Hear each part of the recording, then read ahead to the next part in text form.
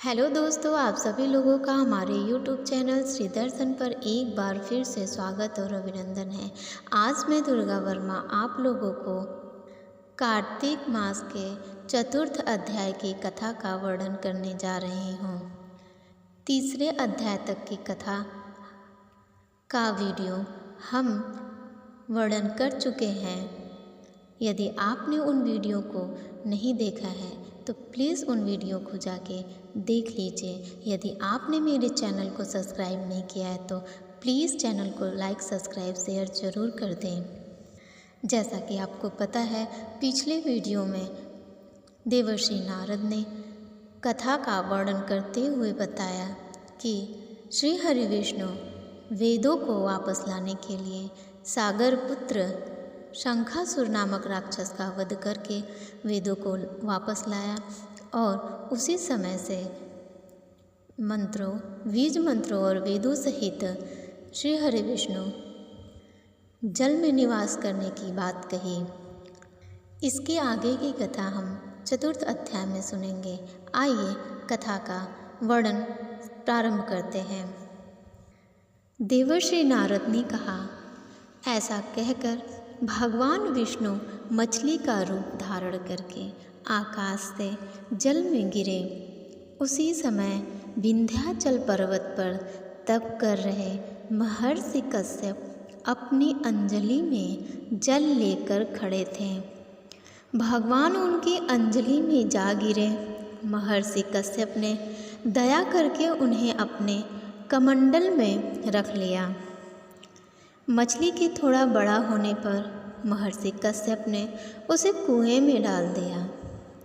जब वह मछली कुएं में भी न समा सकी तो उन्होंने उसे तालाब में डाल दिया। जब वह तालाब में भी न आ सकी तो उन्होंने उसे समुद्र में डाल दिया। कितनी अद्भुत कहानी है। वह मछली वहाँ भी बढ़ने लगी। फिर मत्स्य रूपी भगवान विष्णु ने इस शंखासुर का वध किया और शंखासुर को हाथ में लेकर बद्रीवन में आ गए। वहाँ उन्होंने संपूर्ण ऋषियों को बुलाकर इस प्रकार आदेश दिया, मुनीश्वरों, तुम जल के भीतर बिखरे हुए वेद मंत्रों की खोज करो और जितनी जल्दी हो सके उन्हें सागर के जल से बाहर निकाल लाओ।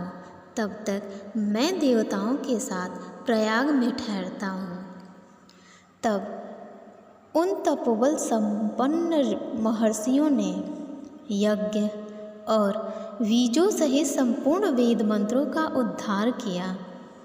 उनमें से जितने मंत्र जिस ऋषि ने उपलब्ध किए वही उन बीज मंत्रों का उस दिन से ऋषि माना जाने लगा। तदंतर सब ऋषि एकत्र होकर प्रयाग में गए। वहाँ उन्होंने ब्रह्मा जी सहित भगवान विष्णु को उपलब्ध हुए सभी वेद मंत्र समर्पित कर दिए। सभी वेदों को पाकर ब्रह्मा जी बहुत प्रसन्न हुए। उन्होंने देवताओं और ऋषियों के साथ प्रयाग में अश्वमेघ यज्ञ किया। यज्ञ समाप्त होने पर सब देवताओं ने भगवान से निवेदन किया, देवादिदेव जगन्नाथ, इस स्थान पर ब्रह्मा जी ने खोए हुए वेदों को पुनः प्राप्त किया है और हमने भी यहाँ आपके प्रसाद से यज्ञ भाग पाए। अतः यह स्थान पृथ्वी पर सबसे श्रेष्ठ पुण्य की वृद्धि करने वाला एवं भोग तथा मोक्ष प्रदान करने वाला हो।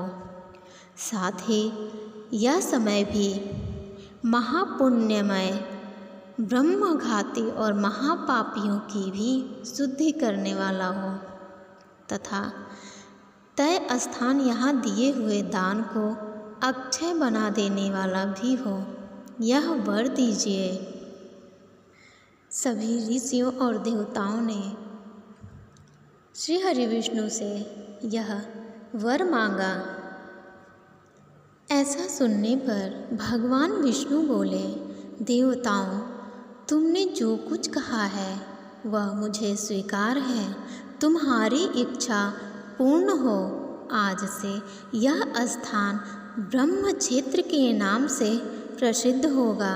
सूर्यवंश में उत्पन्न राजा भागीरथ यहाँ गंगा को ले आएंगे और वह यहाँ सूर्य कन्या यमुना से मिलेगी। ब्रह्मा जी और तुम सब देवता मेरे साथ यहाँ निवास करो। आज से यह तीर्थराज तीर्थ के नाम से विख्यात होगा। तीर्थराज के दर्शन से तत्काल सब पाप नष्ट हो जाएंगे। जब सूर्य मकर राशि में स्थित होंगे उस समय यहाँ स्नान करने वाले मनुष्यों के सब पापों का यह तीर्थ नाश करेगा। यह काल भी मनुष्यों के लिए सदा महान पुण्य फल देने वाला होगा। माघ में सूर्य के मकर राशि में स्थित होने पर यहाँ स्नान करने से सालोक के आदि फल प्राप्त होंगे। देवादिदेव भगवान विष्णु देवताओं से ऐसा कहकर ब्रह्मा जी के साथ वहीं अंतर्ध्यान हो गए। तत्पश्चात इंद्र आदि देवता भी अपने अंश से प्रयाग में रहते हुए वहाँ से अंतर्ध्यान हो गए। जो मनुष्य कार्तिक में तुलसी जी के जड़ के समीप श्री हरि का पूजन करता है वह इस लोक में संपूर्ण भोगों का उपभोग करके अंत में वैकुंठ धाम को जाता है। भगवान श्री हरि विष्णु और माता तुलसी हम सब पर ऐसे ही कृपा बरसाती रहे। इसी मंगल कामना के साथ मिलते हैं अगली वीडियो में। Thank you for watching.